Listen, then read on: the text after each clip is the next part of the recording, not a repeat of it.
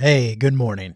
I'm Daniel Dalp, and this is For Your Sunday Morning Drive, the short podcast designed to help put you in a Colossians 3:2 mindset and help prepare your mind for worship on those hectic Sunday mornings. I hope you're having a wonderful day.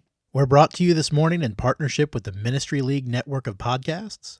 As always, you can find a link to their YouTube channel in the show notes for today's episode, where you can find over 50 quality podcasts to help engage you spiritually.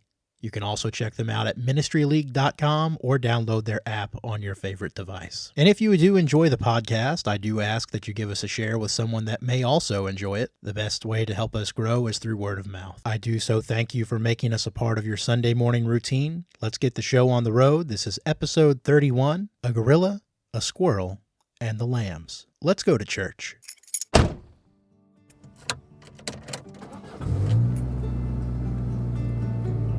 Are we there yet?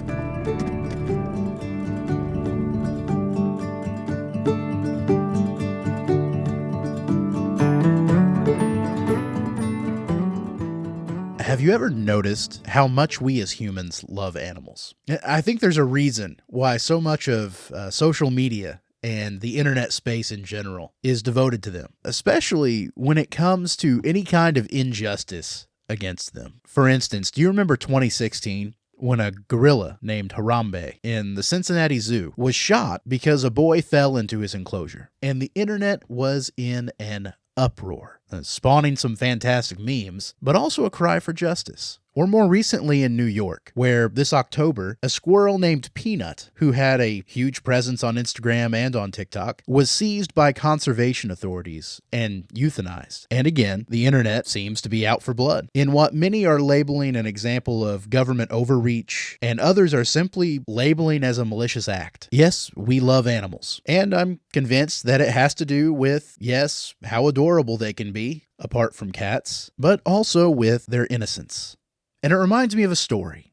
That story was told to a king, and in doing so, it convicted his heart. A story about an animal. No, not a gorilla or a squirrel, but a lamb. You see, David had committed a great sin in taking Bathsheba as a wife and essentially plotting the murder of her husband Uriah. And the prophet Nathan came to deliver a message of judgment to him. Let's look at 2 Samuel chapter 12, verses 1 through 7. Then the Lord sent Nathan to David, and he came and said to him, "There were 2 men in one city, the one rich and the other poor. And the rich man had a great many flocks and herds, but the poor man had nothing except one little lamb, which he bought and nourished, and it grew up together with him and his children. It would eat of his bread and drink of his cup and lie in his bosom, and it was like a daughter to him. And now a traveler came to the rich man, and he was unwilling to take from his own flock or his own herd, to prepare for the wayfarer who had come to him. Rather, he took the poor man's sheep, and prepared it for the man who had come to him. Now David's anger burned greatly against the man, and he said to Nathan, 'As the Lord lives, surely the man who has done this deserves to die. He must make restitution for the lamb, 4-fold, because he did this thing and had no compassion.' Then Nathan said to David,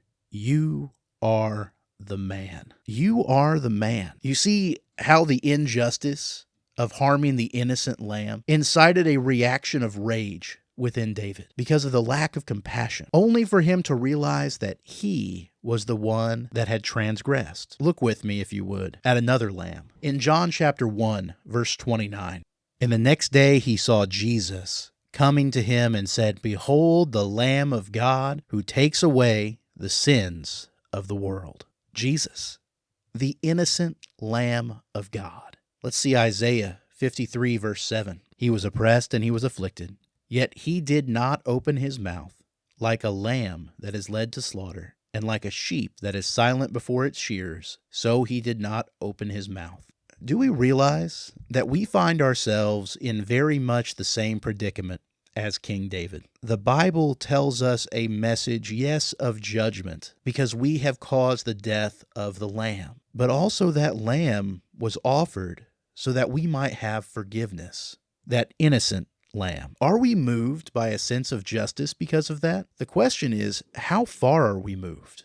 Are we moved enough to change? Enough to be convicted by our actions? 1 Peter chapter 2, verse 22 says, "Who committed no sin, nor was any deceit found in his mouth. He was innocent. We should love the innocent Lamb of God, our King. Friends, let us live with penitent hearts and faithful lives, knowing He deserves our allegiance. We should be moved by the injustice of that innocent Lamb that died for us, and it should cause a reaction, and it should prompt a change in our lives. Well, those are my thoughts for your Sunday morning drive. Now it's time to hear yours.